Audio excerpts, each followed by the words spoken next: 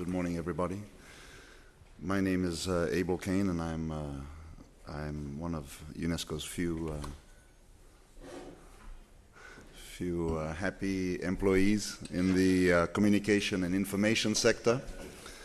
We're the cool, young, dynamic sector on this side of UNESCO, and I'm here today to present on behalf of Ms. Zeynep Varoglu, a dear friend and colleague of mine, on the other side of UNESCO. Yesterday we made a decision that she wanted to be really cool and participate via Skype, ICT, save carbon credits, etc. But the internet here made that an impossibility, so it was discovered I worked, and because I'm a happy-go-lucky Fijian from the Pacific, I said, yeah, sure, I'll deliver Zeynep's presentation. So forgive me if it's not faithful. Zeynep will find out and punish me. But UNESCO has been working in this field for 10 years. We think we've got a very comprehensive OER program, both in scope and also global scale. Very simply, Zeynep's responsible for our top-down approach.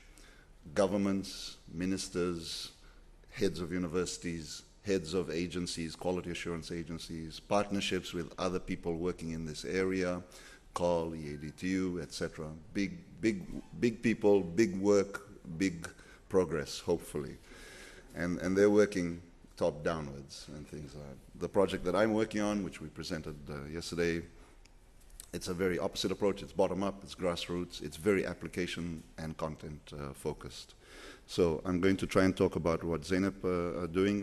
Naturally, we have to work together absolutely in tandem.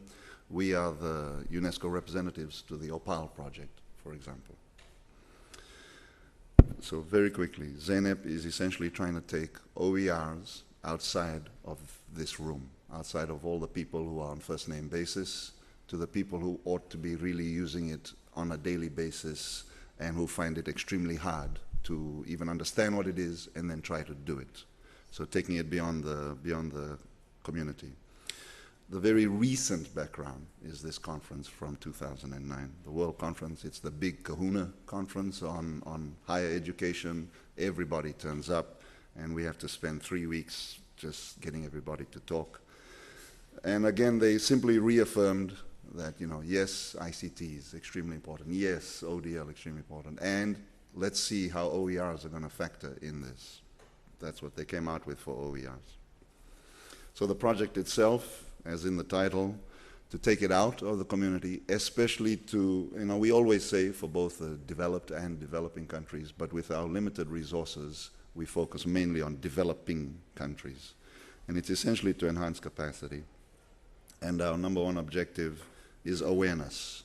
This is so incredibly important. You won't believe the number of ministers of education who may not have heard of OERs, or if they've heard of it, they have no idea what it is, or if they think they have an idea of what it is, they're pretty confident that they're not going to be able to do it because it's going to cost too much money or take too long, or where do we start from, etc. And this is so to us, awareness is not just, do you know what the O and the E and the R stands for, but everything else after that.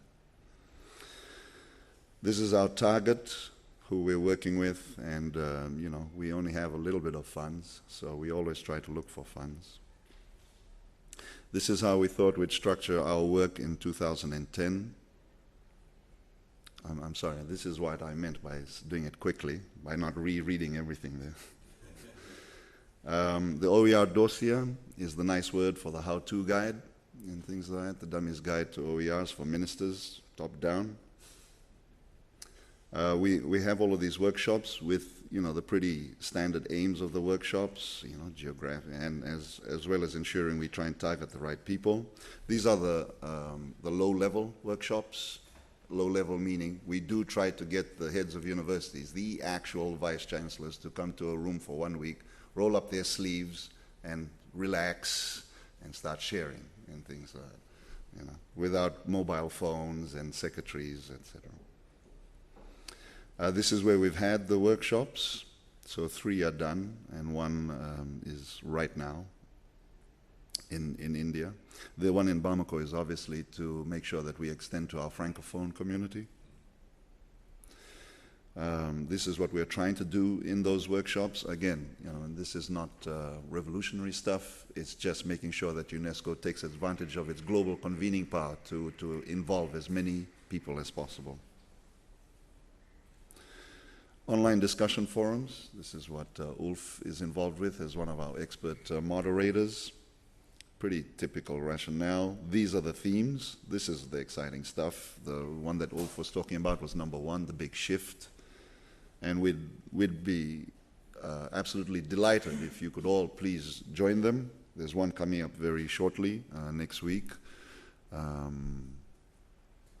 I need to pay tribute to Susan D'Antoni here. This community is, I guess, one of the first communities. It grew to be the largest community, the most active, dynamic, but like any community, it requires a lot of hard work to maintain, so it has this kind of life of it's dead, oh no, let's revive it, and then it dies. And so this is, it's coming alive again.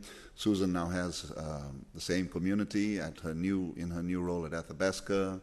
Virginie has quite a large community, Virginie from UNU in Bonn. So quite a lot of people are doing these online forums, and I guess there's a lot of overlap, and therefore UNESCO tries to make sure that its conversations are unique to the people that we are trying to target, to assist. This is how you could join the forum. We are total open. Anybody can come in. You can pretend to be a vice chancellor. This is the policy forum. This is where it gets really serious. We don't roll our sleeves up at this one. It's all suits. I have to wear a suit too. That's the overall goals. Here are some of the objectives and the date. By this date, we hope that the people of France have gotten over the strikes and the trains run and the planes run. We'll make sure internet works at UNESCO. Everyone's taking a dig. And this is who you should contact. And tell her that I did this presentation very well.